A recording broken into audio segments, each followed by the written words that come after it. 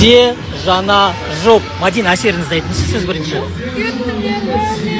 Қорқып кеттіңіз бе? Үйге отырып қалай болады? Ана жақтан жанымнан Иә, білемін ғой. мен деген жүрегім бүкілдеп қолым дірілдеп жатыр, кәдімгі не істерімді білмеймін.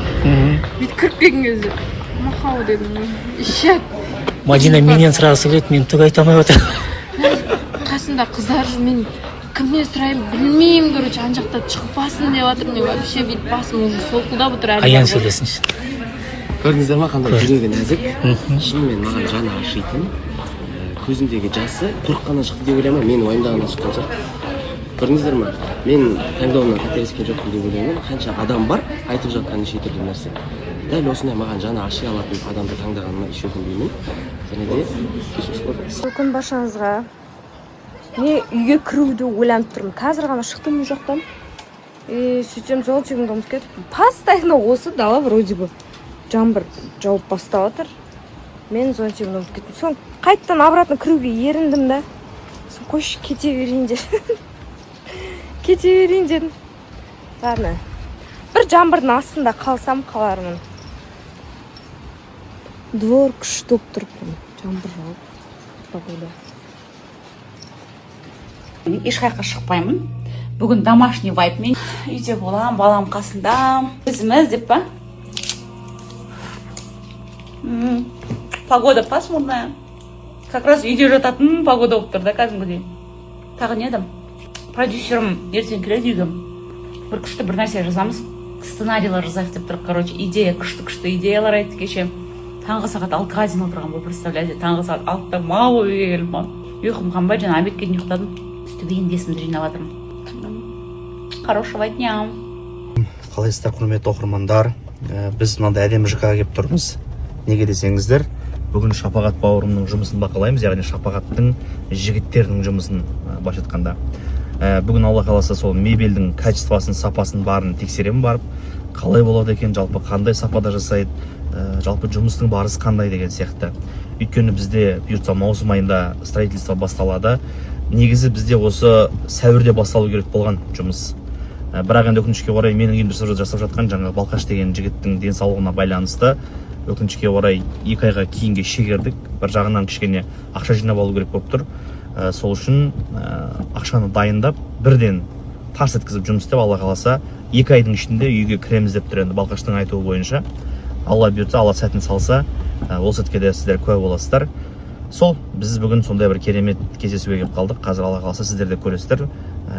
Шапағаттың мебелі жандарым, жақында өте бір үлкен қуанышыммен бөлісемін сіздермен. Яғни бір ашылу салтанаты болайын деп жатыр. Менімен бірге болған, мен үшін әрдайым тапит ететін жандарым, рахмет сіздерге, көп. Алла разы болсын. Ал әзірге дайындалып жатырмын. Кішкене өз-өзімді реттеп жатырмын қазір. Аз қалды. Сәл қобалжып жүрмін мен негізінде. Сондықтан бірге болыңыздар, жақындар. Сәл ғана қалды.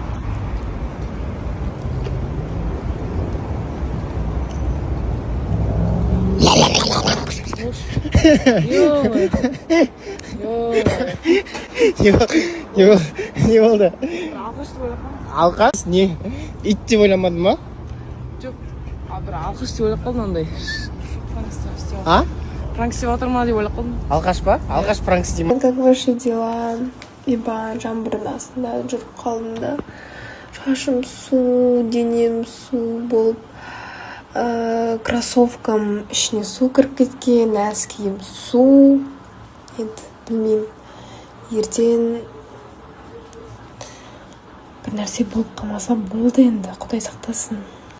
Мен негізі бір байқағаным, әлі де байқап келем. Күнделікті күйбең тіршілік мүлдем бітпейді екен. Үй жинау, тамақ істеу, оның барлығына бұрында мамам ұрысқан кезде, бір нәрсе болған кезде бүйтіп білейін деп соны ойлап энергиямды кетіретінмін.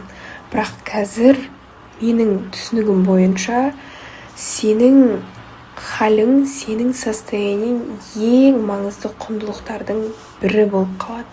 Қазіргі күнге дейін үйің шашылып жатсын, ақшаң жетпей тұрсын, кез келген нәрсе бола берсін.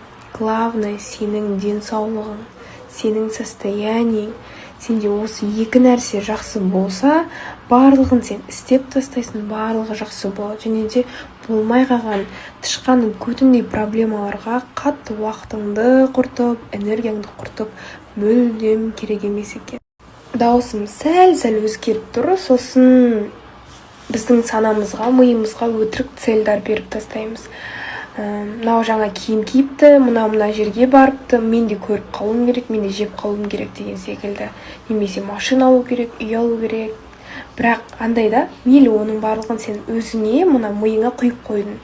Бірақ күніге өз-өзіңді жеу, мен аны істеу керек едім деп көп ойға берілеміз де, бізде істейтін іс-қимыл, іс-әрекет азайып кетеді. Яғни көп ойлап, соған жаловаться етіп, қиялдағанды жақсы көреміз, бірақ істегіміз келмейді. Ақшаны жинап, бір нәрсені бастап, соған қол жеткізудің орнына болмай қалған ойын сауық сайран, болмай қалған жерлерге барып, соған ақшамызды құртып жүреміз, соған мәз боламыз. Негізі өте дұрыс емес. Ойланатын заттардың бірі. Қазір деген отырып алып TikTok, Instagram скроллинг тез істейміз ғой, быстро дофаминға үйреніп алғанбыз. Рахат, ләззат сезімін тез алғымыз келіп тұрады да. Маған тез барсам, мынаны көрсем деген секілді. Даже шыдай алмаймыз. 1 сағат отырып бір фильмді қарау, 1 сағат отырып сабақты тыңдау, лекцияны тыңдау біз үшін мүмкін емес нәрсе болып қазір көрінеді. Бұрын мен көп кітап оқитынмын, қазір мүлдем оқымаймын. Енді өзімді соңғы кезде тәрбиелеп жүрмін, қамшылап, бұрынғыдай солай кітап оқимын, бұрынғыдай қалай сабағымды оқып жүрдім, солай оқып бастап жүрмін.